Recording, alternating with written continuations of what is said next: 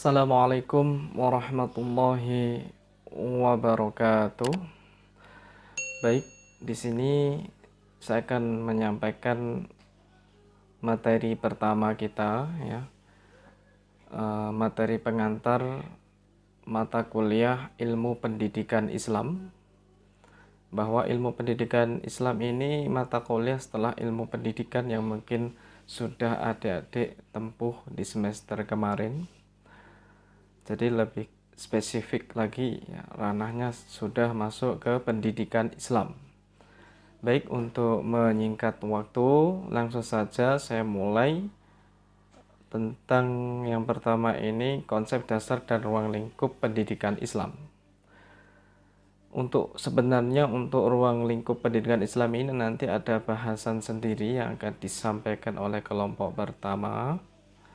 Jadi saya akan memberikan secara singkat saja yang akan saya jelaskan secara singkat. Sementara untuk ruang lingkup pendidikan Islam nanti akan dijelaskan oleh kelompok pertama nanti secara detail. Mengenai konsep dasar dan ruang lingkup pendidikan Islam ini, yang kita bahas pertama tentang pengertiannya, ya, definisinya. Ini terbagi menjadi 3 ya, secara garis besar. Umumnya ya, ada at-tarbiyah, ada at-ta'lim, ada at-ta'dib, istilah dalam pendidikan Islam.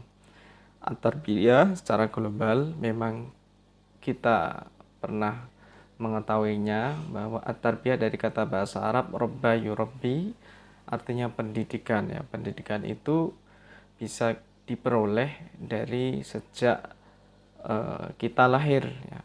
Pendidikan dari orang tua ya, karena bersifat mendidik. At-tarbiyah khususnya yang dimaksudkan di sini adalah pendidikan Islam ya. At-ta'lim ini pembelajaran ya, pembelajaran secara umum yang bisa kita peroleh dari kegiatan-kegiatan atau aktivitas-aktivitas kita seperti di perkuliahan semacam ini namanya juga at-ta'lim, atau mungkin di lembaga-lembaga tertentu di pondok pesantren itu juga at-ta'lim ya. Kemudian at-ta'dib ini lebih mengerucut pada pembelajaran yang bersifat mengajarkan tentang akhlak ya, akhlak atau adab ya, perilaku, budi pekerti. Jadi dimaksudkan di dalam ilmu pendidikan Islam ya, secara garis besar ada 3 ya, yaitu at-tarbiyah, ada at-ta'lim, dan at-ta'dib. Sementara secara komprehensif ya, cakupan yang lebih luas lagi, kalau masih dibagi lagi itu saya masukkan di sini ada 9. Sebetulnya masih banyak lagi. Saya ambil dari beberapa bagian-bagian dari yang 3 tadi ya. Misalkan yang pertama at-tazkiyah ya. At-tazkiyah ini pendidikan yang dimaksud adalah penyucian diri ya. Kemudian al-muwaidzah. Al-muwaidzah ini dari kata wa'adha ya, artinya menasihati ya, memberikan peringatan dan lain-lain. Tafakuh ini artinya memahami ya. Dari kata tafakuh fakiha ya, memahami. At-tilawah membaca ya. Kemudian al-irsyad ya, petunjuk. At-tabyin ya, penjelasan. At-tafakkur ya, berpikir. At-tadris ya, pembelajaran ya. Ini at-tadris cakupannya sama seperti at-ta'lim. Kemudian at-tadabbur ya, at-tadabbur itu berangan-angan. Sebetulnya masih banyak lagi terkait pembelajaran ilmu pendidikan Islam secara komprehensif ya, termasuk salah satunya talqin ya. Talqin itu untuk orang yang kita mengajarkan pada orang yang sudah meninggal, talqin ya, dan lain-lain. Kemudian Mustafa Al-Ghulayaini ya memberikan pengertian sebagai berikut ya, mengungkapkan begini, ilmu pendidikan Islam itu yang dimasukkan adalah bimbingan yang dilakukan oleh seseorang dewasa kepada anak didik dalam masa pertumbuhan agar ia memiliki kepribadian muslim. Jadi memang umumnya orang atau anak muda, anak itu biasanya belajar sama orang dewasa. Ya umumnya ini konsep dari Mustafa Al-Walayya ini. Sementara tidak menutup kemungkinan juga orang dewasa juga belajar dari seseorang anak. Ya, jadi ilmu yang didapat itu bisa saja kita peroleh dari orang yang usianya lebih muda daripada kita.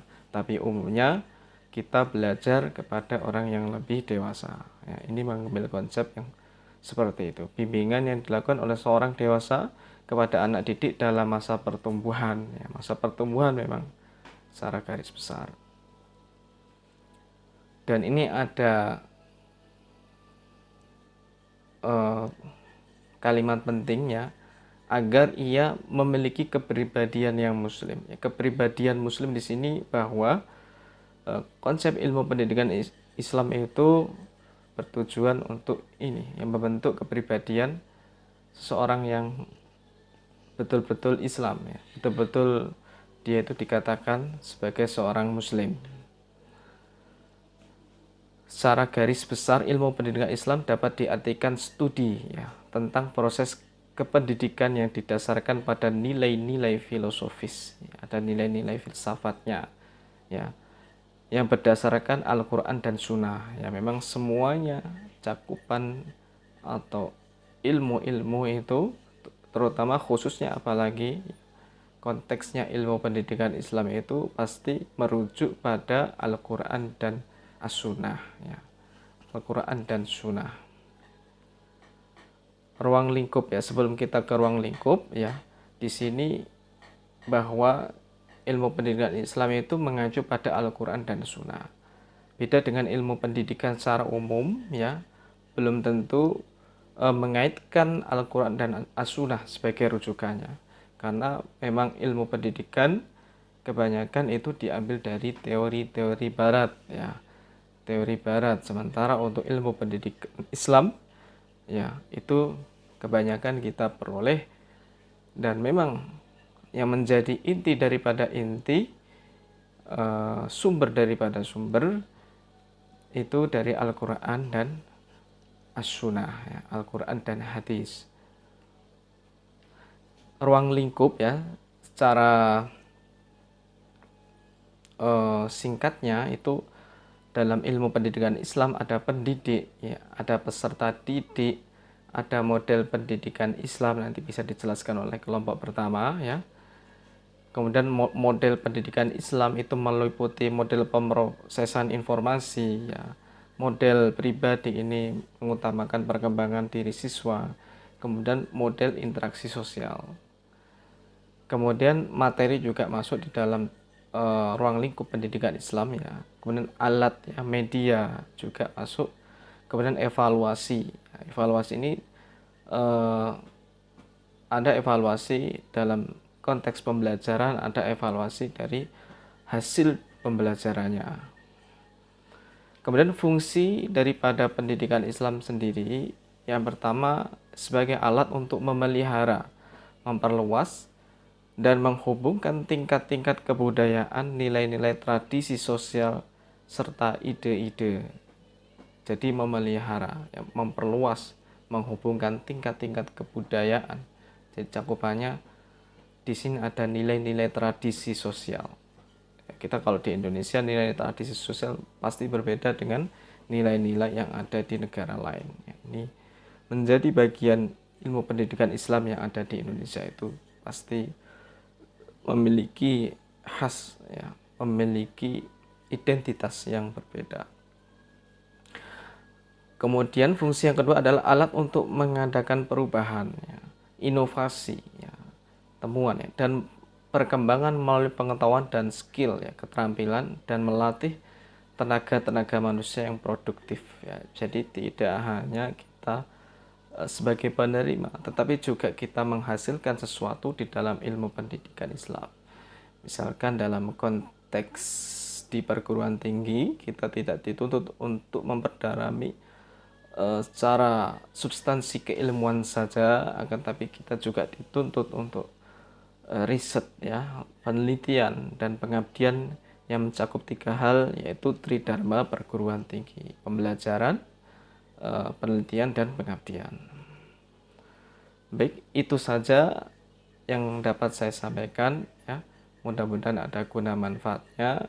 Syukran jazilan. Assalamualaikum warahmatullahi wabarakatuh.